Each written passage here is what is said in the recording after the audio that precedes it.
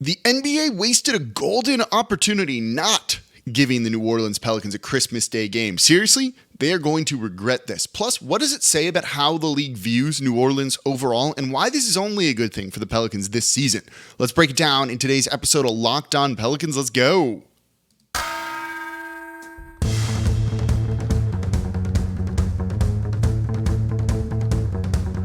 You are Locked On Pelicans, your daily New Orleans Pelicans podcast, part of the Locked On Podcast Network, your team every day.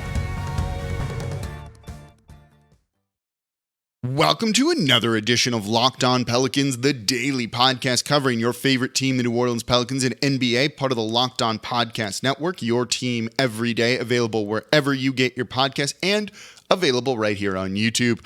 I'm your host, Pelicans Insider, credential member of the media, Jake Madison, at NOLA Jake on Twitter. Here with y'all on this Monday, kicking off another week of shows here. And don't forget to make Locked On Pelicans your first listen today and every day. We're here Monday, Wednesday, Friday right now. Live show, technically Thursday night, 6 p.m. Central. We'll be doing that again this week as we're in the off season, and probably around the beginning of next month, we'll go back to 5 days a week because there's a lot to talk about this Pelicans team. Even on a day where we find out they don't get one of those marquee Christmas Day games. And this is a mistake. This is a mistake by the NBA. Absolutely a big mistake. Okay, so let's dive right into why, right? This is a new year for the NBA when it comes to the Christmas Day games, right? This is the unofficial start of the season that everyone thinks. You know, I would go on Matt Moscona, ESPN Baton Rouge for years, and I probably wouldn't be on with him, honestly, prior to Christmas Day or right around then, right? Maybe the beginning of the season, then there's a break. Because to him, and he says this jokingly, but Matt, I know there's some truth to it, and I know you're listening right now, that you don't feel the season starts until Christmas Day, right? This is the day of basketball. You open presents, you watch some games, have a meal, go watch some more games, go to bed. That's a lot of the rhythm for many people on this day, and it's their kind of like big day, own the ratings, right? Well, except the NFL has looked at that and goes, all right, we want in. We want in on this. And they're trying to because they have now a triple header this season, the NFL, on Christmas Day. So this is the first time that the NBA is competing really, truly with the NFL on Christmas Day. You got to throw some heavy hitters out there, right?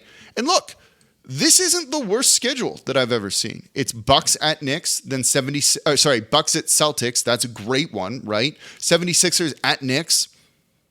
We'll get into the Knicks in a second here. Suns at Nuggets. I dig that one too, right? A great Suns team versus two-time MVP and Nikola Jokic. Lakers at Mavericks, LeBron versus Luka, though you could argue LA shouldn't be on there, but the Mavs, absolutely. And then Grizzlies at Warriors. That's a great matchup, I think, for the nightcap, the late night game for people still awake with that West Coast tip-off. And you can see the NBA is a little stressed here about some of the ratings, right? There any reason to include the Knicks and or the Lakers? Not at all, right? The Knicks were actually better than the Lakers last year, and both teams were bad. The Lakers should have had the 8th overall pick and didn't. The Knicks, not much better, to be perfectly honest with you. They're on there, as they usually are, for rating purposes, not for basketball purposes, right? You have to figure the 76ers are just going to wipe the floor with the Knicks. And the Mavericks should have no problem handling the Los Angeles Lakers if they were as bad as they were last year, though I think they'll definitely be better. This is the NBA concerned about ratings. And if you're concerned about ratings, you want to know who your hero should be? New Orleans. Not the Pelicans so much, but the city of New Orleans. This is where the NBA made a huge mistake right here. Just wasted a golden opportunity. I saw this graphic floating around the past week or so, and this came from March, and I remember when this came out. It was a chart that showed the NBA's TV ratings in terms of the national TV games, right? Which markets have delivered the highest ratings for national NBA games across ABC, ESPN, and TNT? And this is on basketballnews.com, and it's a source shared it with them. Here are the top 10 highest rated markets for nationally televised NBA games so far this season. So March of 2022, and the Pelicans only got better than after that, right? Let's start at the bottom here. Number 10, Richmond. Number 9, Birmingham, kind of an affiliate market here for New Orleans with a Birmingham squadron there, okay? Number 8, Norfolk.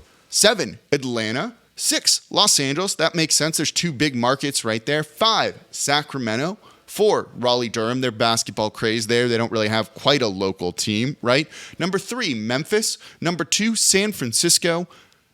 Y'all already know where I was headed with this. Number 1, New Orleans. New Orleans is the number 1 market last season. I think it's safe to say that for nationally televised NBA games. Well, if you're trying to compete with the triple header that the NFL is putting on, which is the Packers at the Dolphins, the Broncos at the Rams, and Tampa Bay at the Cardinals in the night game, why wouldn't you put your top ratings market out there and steal some of that? Y'all remember the Boycott Bowl, right? Because I do. We did a second line instead of watching the Super Bowl, and the Super Bowl ratings that year tanked because, frankly, the Saints should have been in it, and it was on the NOLA no call. So by boycotting the Super Bowl, New Orleans dragged those ratings down. You're trying to compete with the NFL here? And look, the NFL is crossing the line, right, in my opinion. This has long been an NBA day. They're coming in and be like, no, we want some of that money here. And you're not going to do everything you can to stick it to them? I'm sorry.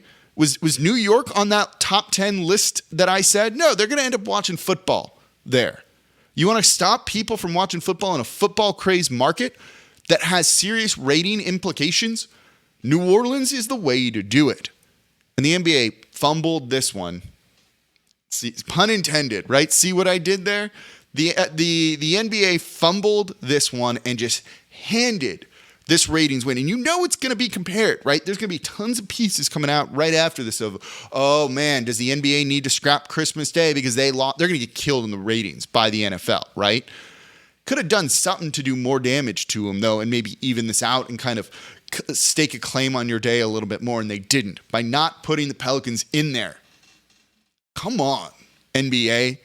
Adam Silver, call me up. We got you here. We know how to fix this. We know how to make good content and what to put on there, and it's the New Orleans Pelicans. They wasted this one big time, because New Orleans as the market would have been glued to the NBA that day. Especially if you put it in the middle of the day, so you watch the before game and the after game and get all the lead in on everything, you would have crushed. You wouldn't have crushed the NFL, but you would have made it closer. And so they fumbled this one. All right, coming up next, though, what does this say about how the league views the Pelicans as a whole? And why is that actually a good thing? A little bit of disrespect, I think, here. Let's break that down. Coming up here next in today's episode of Locked On Pelicans. Before we do that, though, today's episode of Locked On Pelicans is brought to you by Built Bar. If you haven't tried the Built Bar Puffs yet, you're missing out on just the best tasting protein bar out there in so many delicious flavors. And there's a new one. Delicious, indulgent cookie dough covered in chocolate. That's right, except it's healthy for you. Let me introduce you to your new favorite, the Cookie Dough Chunk Puff. Have a light and chewy texture, real cookie dough chunks like out of the ice cream on there, and they're covered in 100% real chocolate. It's all the joys of eating cookie dough without the hassle of making it and all of the bad things that it's going to do to your body, because this is healthy for you. So run to Built.com right now to snag a box for you and the family. The Built Bar Cookie Dough Chunk Puffs are only 160 calories, and they have a whopping 15 grams of protein in them. And like all Built Bars, the new Cookie Dough Chunk Puff is covered in 100% real chocolate. I actually ordered a box of this. We got sent some samples. They were so good, I ordered them. So that means these things are healthy and tasty. Chocolate-covered cookie dough with a light and fluffy texture. It is so good. And what's great about Built is that all of their bars are made with collagen protein, which your body absorbs more efficiently and provides tons of additional health benefits. So eat something that tastes good and is good for you. So go to Built.com, use promo code LOCKED15. You're going to get 15% off your next order. Again, use promo code LOCKED15 for 15% off over at Built.com. And thank you for making Locked On Pelicans your first listen today and every day. We're here Monday through Friday during the regular season, breaking down everything you want to know completely free. No paywall or anything like that. Short, right? You don't need to break this up into multiple listens. You can just go listen to Locked On Pelicans and you're good. So make it part of your routine. Make it your first listen. And of course, subscribe wherever you get your podcast. Tell a friend about the show. Leave a 5-star review with a comment. You can do that on Spotify now too. And of course, comment down below on YouTube. Think the NBA made a mistake not putting the Pelicans on there? Let me hear it. Yay or nay, yes or no, Y or N in the comments down below. And don't forget, live show Thursday, 6 p.m. Central. These were fun. We just played Would You Rather last time, if you listened to it, right? We got a little sidetracked, didn't talk as much NBA as we could. We just kind of hung out and had fun. So I hope you join me Thursday at 6 p.m. Central. But today we are talking basketball. About how the NBA just wasted a golden opportunity not giving the New Orleans Pelicans a Christmas Day game with what New Orleans can do in the ratings. Powerhouse of a city for a small market, right? And to leave them off, does it feel a little bit disrespectful to you? That can be one of the questions for the YouTube comments as well, right? Does this feel a little disrespectful towards the New Orleans Pelicans by them not getting a Christmas Day game, knowing kind of what's at stake for the NBA in all of this? To a degree, yeah, right? Like, this team kind of proved it last year, didn't they? Turning their season around after the deplorable 1-13, 3-16 start. They got around, won the play-in tournament, got into the postseason, took 2 games off the Phoenix Suns, who were largely the favorite to win the NBA title. Brandon Ingram kind of arrived in the postseason, playing his heart out, right? Scoring for New Orleans. Jose Alvarado made a name for himself. This team is very likable. Right? They do very well on social media. The sneaky steals from Jose Alvarado. Brandon Ingram is a dude everyone loves. Everyone thinks he is good and a borderline like yearly all-star, near all-NBA guy. So you're not going to put that team on with CJ McCollum, the head of the Players Association, and just as solid of a third option as there is in the league, would be a number 2 on most teams. Oh yeah, and you're putting Zion Williamson back out there on the court with Zion 2.0, as I've been saying, a more motivated him. He signed an extension, so he's staying in New Orleans. Like, this team is very much on the come up here, right? And people still seem to be a little bit skeptical. It's a little strange to me. You remember how many national TV games they had Zion's rookie year when he missed half the season? They were everywhere, because everyone wanted to see him. That shine, I guess, has come off of the team to a certain degree. And to a certain point, I get it. To a certain degree, I get it, right? Like, this is a team that in very many of their national TV games, like, just did something to the bed, right? They did.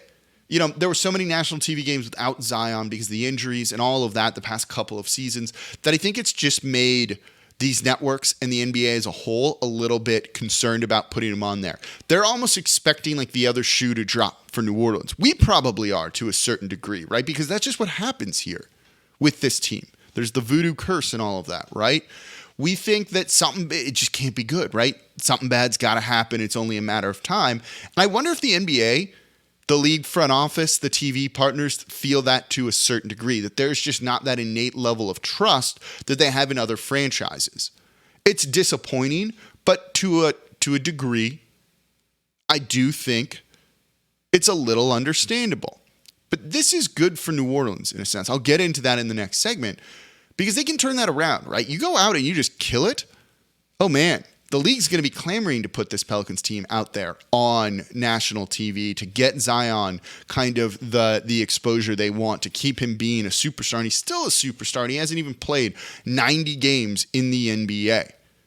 But I think this is the year that New Orleans changes that kind of narrative, that they turn things around big time, right? They're going to be fully healthy going into the year. You know, this is the best team they've had on paper in a really, really long time.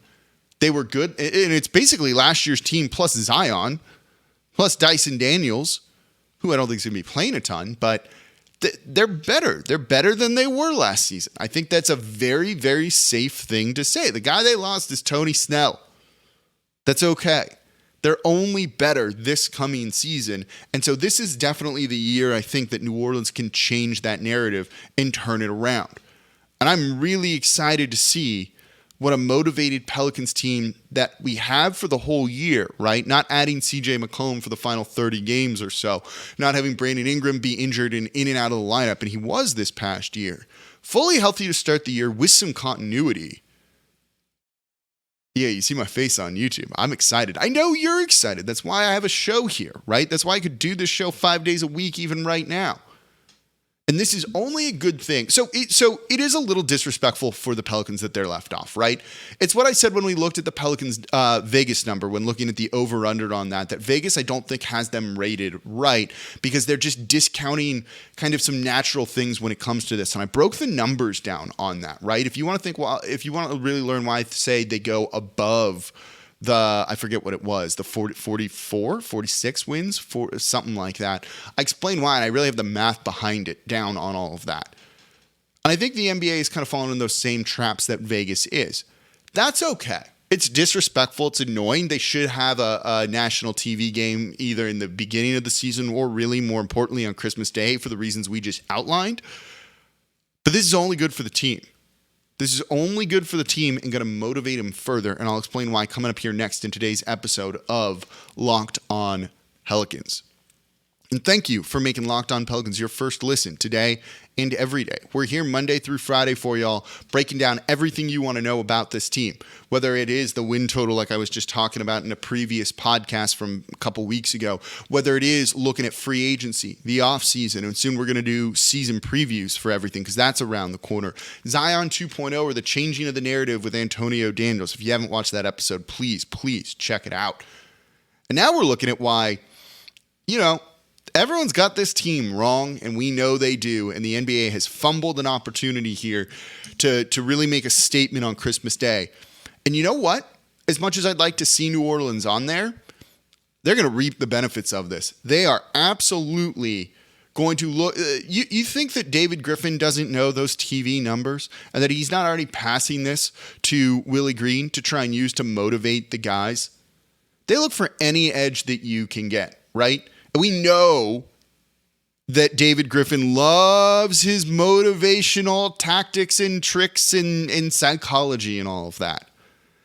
He already's aware of this. He's already probably trying to plan how to get these guys more motivated, being like, look, they didn't pick you for Christmas Day. What's that? What do you think that says? And it definitely says something, and David Griffin wouldn't be wrong for saying that to the team and using this, right? This team has very positive vibes. They don't really have a true kind of nasty streak to them. Like, we love all of these dudes. They're all really great guys. There is some nastiness in Herb Jones and Jose Alvarado and like the disdain they have for the opponents, right? But can you keep that, especially in that playoff series with the Suns? But that's tough to maintain some of that motivation and everything over the course of 82 games. Willie Green can get through to his guys. He coaches them up, coaches them with love, right? He's been there before, so he can really get those guys buy-in because he can really understand their mindset and know what they need to hear and how to push them, probably better than many other coaches around the league. Well, if you can get a little bit more, right? Hey, BI, they don't want to put you on national TV. Prove them wrong, right? Anything that gives you a little bit more motivation, that gives you a little bit of that like F you attitude, I think. I love that in teams. And I think this is the type of thing that maybe New Orleans needed, right? They're getting a lot of like media love, to be perfectly honest. If you want to kind of lower those expectations, give them more of a chip on their shoulder, right? Like Nick Saban talking about the rat poison when it comes to the media stuff, right? You don't want them seeing all these great things that we've been saying about them. You want them being like, these people hate us. We need to go out and prove them wrong. Maybe you don't want to go like that extreme. You want people to know that like, yeah, we love this team and all that, but you get what I'm saying. Well, this is the type of thing that does it, right? When you look at the factors, the ratings, the young up-and-coming team, adding Zion back into the team that already was good last year, that was a really freaking good team by the end of the year, which is so far away from where they were at the start of the year that their final record doesn't really tell the whole story. Anything that you can do to motivate each other more, you should be doing. And I think they're going to be doing that. So yeah, it's a little disrespectful that the NBA is leaving New Orleans off this Christmas Day slate. But frankly, I'm cool with it. As much as I would love to watch the team that day, have people over, big party, we'd have so much fun, especially with home game too, right? Give me a more motivated Pelicans team. If this adds 1-2 wins to them because they're pissed off, it's 2 thumbs up for me right there. So I think this while being disrespectful, only going to end up being a good thing for New Orleans when they really start to kind of prep their mindset for the start of the regular season, which is going to be here before you know it. We're about a month and a half away now from real NBA preseason games. We're going to be covering it all here on Locked On Pelicans. So make sure you're subscribed wherever you get your podcast and on YouTube. And don't forget, join the live show Thursday, 6 p.m. Central. And that's going to do it for this episode of Locked On Pelicans. Thank you all so much for listening. As always, I'm your host, Jake Madison, at NOLA Jake on Twitter. I'll be back with y'all on Wednesday.